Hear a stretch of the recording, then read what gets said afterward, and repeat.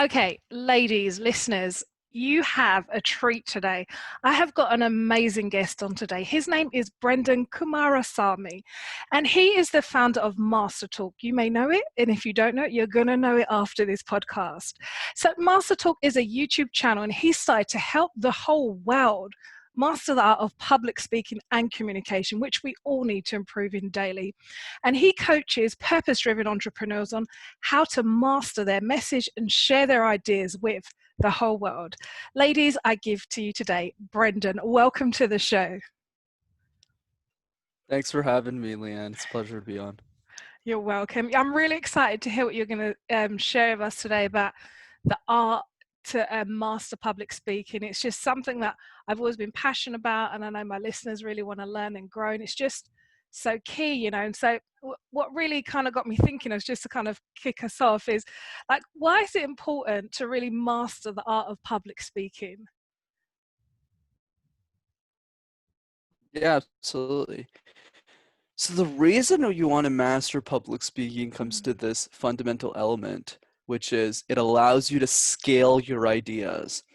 This idea could be anything. It could be a cupcake you like to make at home. It could be a business that you're starting that you want to grow, or even a research project that you're working on to really revolutionize the way we look at materials science.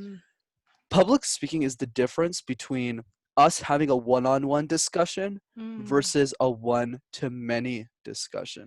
So if you're someone out there who has an idea that's worth sharing, whether it's a movement, a product, a service, or even just a thought, master public speaking, because not only will you be able to share those ideas with everyone around you to impact millions of lives, but it will also trickle down to everything else, whether it's a day-to-day conversation or even just communicating with your spouse or husband or something like that. Definitely. Yeah, that sounds really helpful. Like, I've never heard it expressed like that. To master the art of public speaking is to help you scale your ideas. So rather than just talking to your peers or your local kind of business network, you can actually raise your game and go to a huge, larger audience than what you can actually even think of and imagine. And I like it that you can impact millions, and rather than one-to-one, a one-to-many idea once you've got kind of like the skill kind of mastered and stuff. And okay, so you're really great in public speaking. I just think I'm just great at talking. Like, what tips would you give to someone who kind of struggles in this area, or just kind of goes into panic mode rather than public speaking mode? Right. So I would say the first thing is that the way that we practice is wrong. Okay, so Oh, let's go through that. So if we think about any skill, yeah. right, could be starting you're learning an instrument, right? Piano, could be singing a song, or even playing a sport, doesn't really matter, or even baking, doesn't matter what the skill is. Yeah. We all know that when we work on the skill, we're always focused on the basics and the fundamentals. So let's take basketball. You're not trying to do special tricks all the time. Yeah. You're trying to get the fundamentals right. This is true with baking. You have the right ingredients. You use the same ingredients all the time, but you refine your technique. Yeah. Boss or your your sales team or your client comes up to you and says, "Hey, Leighanne, I need a presentation for Friday." So you're just like, okay. You spend your nights, you get the presentation done. You present it, and then what do you do with the presentation after Friday? You take it, there's a trash can over there, you throw it, and you move on to the next presentation. Yeah. But the secret is that the best speakers in the world present one thing hundreds of times. Ah, So yeah. yes. That's true. That's a total flip. Yes, so present one thing hundreds of times. That way you're refining the core thing that you're talking about, rather than like new topic, new topic, new topic. Never really grow. I like that. Yeah, that's good. Present the same thing and refine it 100 times. That's a different focus. Definitely, definitely. And then like, okay, so presenting the same thing over and over. And then, you know, like, you can always think of like people who are very great at public speaking. And then you could have been to events when you're like, oh my goodness, just give me the notes, I'll read it myself. Like, why do some people get public speaking so right, and they're really leaders and experts in it, and then others just get it really, really wrong. Why is there such a deficit between the two? That's a great question. I think it depends Mm-hmm. on the person, but I would say the biggest reason that I've seen over the years is what I call audience obsessiveness. So Okay. great speakers, which is most of us, they Yeah. think about their audience. They go, "Oh, I wonder what Leanne's gonna be. I wonder who's gonna be in the audience that Yeah. day. Is it gonna be a general idea?" But we don't really go into specifics. But the best speakers in the world obsess over their audience. They don't Mm. just think about them, they talk to them. They get coffees with them. They get lunch with them. They get dinner with them. They understand the very psychology of who Mm-hmm. they are. I'll give you a good example with Mm. me. A lot of speech coaches who give keynotes talk about glossophobia. For those who Mm. don't know what that is, that's the medical term for the fear of public speaking. So basically, their keynote is about the fear of public speaking, how scary it can be. And I'm like, Yeah. if you want to teach people how to speak well, why are you starting your presentation that way? They're already running out the door. It makes no Yeah. sense. So that's a good example, but doesn't really know anything about public speaking, which is rule number one: obsess over your audience. If you Mm-hmm. spend 10 minutes talking to 10-year-old Rebecca who's sitting in your audience, she'll tell you something like, I don't know if I could be a good speaker. So if Mm. you go up to her and you go, "Hey, did you know that the biggest fear in the world is public speaking?" How's this going to help anybody? So I think Yeah. that's the difference. It's audience obsessiveness. Yeah, definitely. Really getting to know who's going to be listening. So audience obsessiveness and going to coffees, speaking, taking that time before you actually need to speak to go and find out who's going to listen. What do they want to hear? That's really, really a really good tip, definitely. And then as well, I wanted to ask from like getting it right, getting it wrong, like a lot of people are now moving into hundreds of tons of Zoom and Skype meetings and go-to meetings all online now, which is a different battle game from the face-to-face public speaking. And I've had a lot of people approach me about kind of what's the best way to present themselves effectively online now. And what would you kind of advise to this kind of presenting yourself effectively online in this new normal? Right. So the idea with speaking online is I get it. It's a lot more Mm. trickier than in-person presentations. We need to start the conversation there. It's normal that we don't Yes. that we struggle a lot more with online Yeah. for very simple reasons. I'll give you one. We can't gauge our audience reactions. Let's say we're speaking to Yes. 20 people in person. I'm in the UK, we're talking to each other. And Hmm. when I say a joke, I'll know if it's funny or not right away. You'll either laugh at it, right, Yeah. like you are now, or Yeah. you'll be like, "This joke sucks. I'm not going to laugh." But at least I know. But Yeah. here's the tricky thing with online presentations is you need to say the joke and assume it's funny. That's Ah. very challenging because you don't know, right? So let's say, for instance, you're not there in the room. Yeah. So whenever I say a joke, I just have to assume that I'm a funny person, or Yeah. else I won't say the joke that I normally would have said in person. Yeah. So the trick is there's kind of a delay in online presentations, Mhm.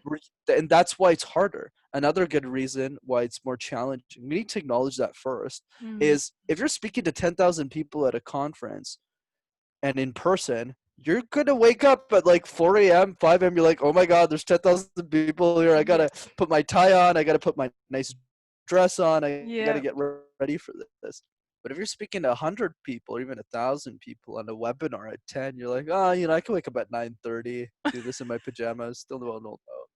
Right? So you don't have that same level Yeah. of accountability. Mhm. So my advice is actually very different than most, which is Mhm. you need to practice offline first if you can. Recommend is what Okay. I call Zoom criticism rooms. So what you do is you create a Ooh. Zoom room with a lot of your friends, and you want to practice in that room first so Mhm. they can give you pointers on whether or not you're looking at the lens like I'm doing now in this video, Mhm. keeping my eyes on the lens, whether Yeah. I'm actually projecting emotion, which is a Mhm. lot harder to do because I'm literally alone in my basement right now, Yeah. but I need to project that emotion anyways. Definitely. So things Definitely. like that. Yeah, definitely. That's really really great tips. Like assuming that you're funny and assuming that the joke you delivered, even though there will be a delay, that it got delivered and they understood it was funny. Or else it creates that awkward kind of silency kind of thing, like, well, where are they going with this one? Exactly. And I like to have a Zoom critique room with your friends. That's a very helpful tip, to go and practice beforehand, see how do you look. Because I do find that actually, when you're in person, you've got to give 110% of energy, but I do still feel you've got to keep up the energy levels even on camera. And I know they can only see head and shoulders, but I think you can notice when someone's flatlining you on a Zoom meeting. I feel it when they're just kind of like, I think you can feel the difference. But that's been really, really helpful, definitely. And then those tips and stuff have been really helpful about that kind of public speaking and preparing for this new normal, doing kind of presentations online. And I wanted to ask you, like, what exciting things are you going to be working on business-wise, or coming out with new products or services that our listeners might be interested in that you could share at this point? Yeah, no, usually what I do in these podcasts is, if you're someone who is interested in connecting, feel free to just send me a message on Instagram. I'm not famous like Leighanne here or anything.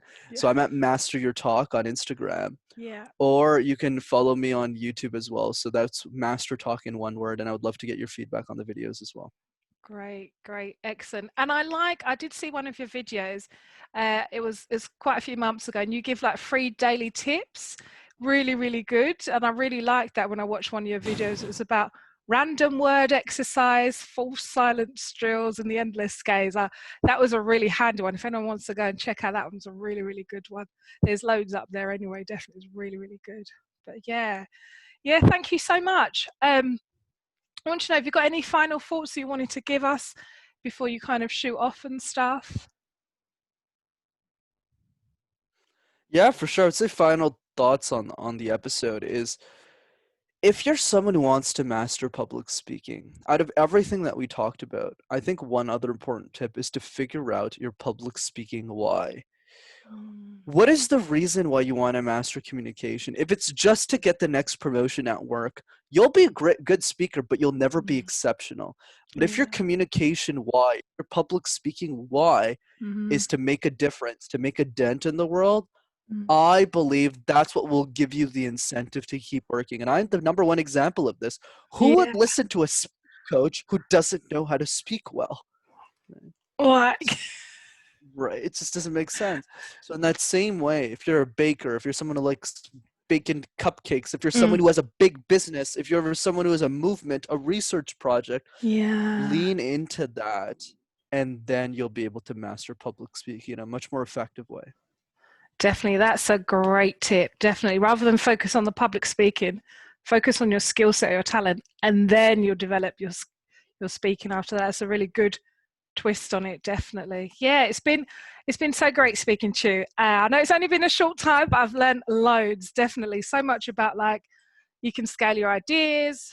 We're taught to public speak in the wrong way. Audience obsessiveness. I really like that point that you mentioned there. And it's normal to struggle when we're doing like kind of meetings online, because it's not our normal, because you've lost so much of the communication, just someone's head and shoulders and stuff, just to kind of work out, did that joke go down well? Definitely. It's been such a pleasure to have you on, Brenden. I've learned so much, and I'm grateful you've put down your socials and that so everyone can find you. And thank you so much for coming on the show. It's been an absolute pleasure. Of course, thanks for having me on.